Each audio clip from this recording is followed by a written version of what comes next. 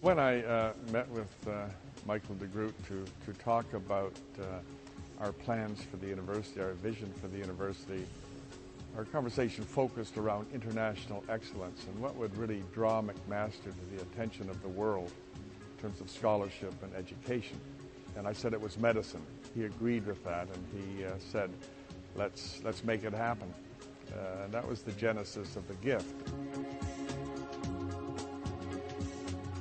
Well, I think the Infectious Diseases Research Institute, the Stem Cell and Cancer Institute, and the Pain Institute all address major issues, major challenges in health care and medical treatment. They're important for our university because with Mr. DeGroote's gift and support, we're able to attract clusters of scholars and provide them with the equipment and the resources that they can concentrate their work on breakthroughs in addressing some of these critical health problems. We've been up and running now for about 14 months, and since that time, the first thing that we did was we brought together about 30 researchers at McMaster, ranging from clinicians with interest in infectious diseases to basic scientists in the Faculty of Health Sciences, biologists, chemists, mathematicians, and even anthropologists to come together. These are folks already at McMaster with real interest in infectious disease. So we really spent a lot of time bringing people together, bringing new people in from the outside, and funding startup projects to get the science going. The new research labs on the second floor of the Michael G. DeGroote Center for Learning and Discovery are going to be absolutely second to none. In fact, they are second to none. It includes about 10,000 square feet of new wet lab space, about 2,000 square feet of dry lab space, and a 12,000 square foot new Center for Microbial Chemical Biology. This Center for Microbial Chemical Biology is funded by the Canadian Foundation for Innovation to the tune of about $20 million. And this research funding is directly linked to our efforts in infectious disease. So in this lab, we're bringing chemists together with biologists and together with genome experts to be able to bridge the gap between the bench and the bedside. We're trying to build molecules that can help seed our new antibiotic discovery processes. We're going to use this in absolute state-of-the-art equipment that exists in this kind of a setting really nowhere else in the world. The way we will measure our success over the next few years is in our productivity. Are we writing the best papers in the area? Are we training the best people? Is our science getting translated into new policy, new clinical practice, into new medicines? This is how we're going to make an assessment of whether or not we're successful. But I'm absolutely convinced that we're going to be.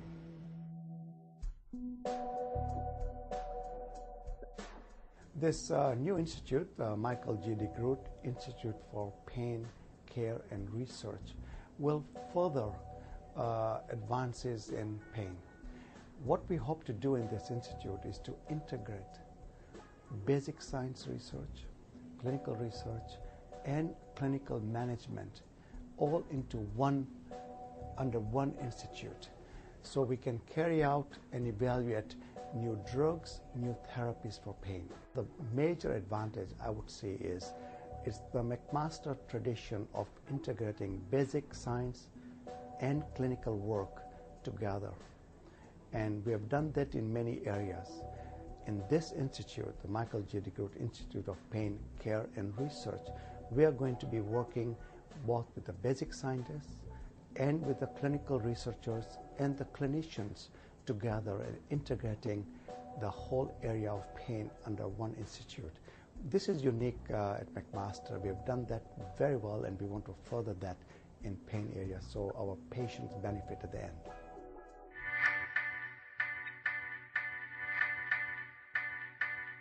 Our institute was established in 2006 upon my arrival, and since then, now in 2009, we've been able to recruit an additional 4 scientists that work in the area of human stem cells. We've been able to collectively bring their programs together, create collaborations not only within the institute but also internationally, and I think that's an important step forward in trying to actually take some of the human stem cell work that we're doing and apply it. We've also been able to take the original investment that Michael DeGroote provided us, his gift, and also leverage it to now close to $30 million toward new work that we think is absolutely necessary in applying some of the human stem cell applications. The main advantage of having our institute here in the building, Michael G. DeGroote's Learning Discovery Building, is simply that we're put on an academic fence. Our institute now can work on discovery-based work on basic science, but together with the hospitals and the clinical elements, we can also think about how we can take that basic research, move it into what I term applied research that can be moved into the clinic.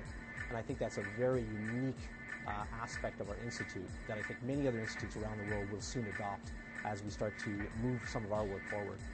The work that we do is, I think, critically needed because we have an application that we're looking at to use human stem cells. Currently, we want our applications to look at patients that unfortunately are undergoing catastrophic diseases where there are no surgeries, there are no medicines to manage the disease. And it's believed that human stem cells to regenerate those tissues are a great hope in the future, and that's really what we're focusing on in our institute. Michael, what you've given us here in this building with the scientists is something very important to us. It's been 5 years since this remarkable gift, and for us, we see ourselves as people who should invest it for you. Specifically, over the past 5 years, we've doubled the size of the Michael G. DeGroote School of Medicine. We now have satellite campuses, 2 sites, Kitchener-Waterloo, St. Catharines. Both are taking students. For the groups that you're meeting today, we have basically taken your investment and increased it by over 70%. That's right, the money you invested in scientists here in Hamilton at McMaster, that investment has increased over 70% in the space of several years. We're so grateful for what you've done for us, and what we're going to show you is we're going to continue to increase this investment no matter what the stock market does.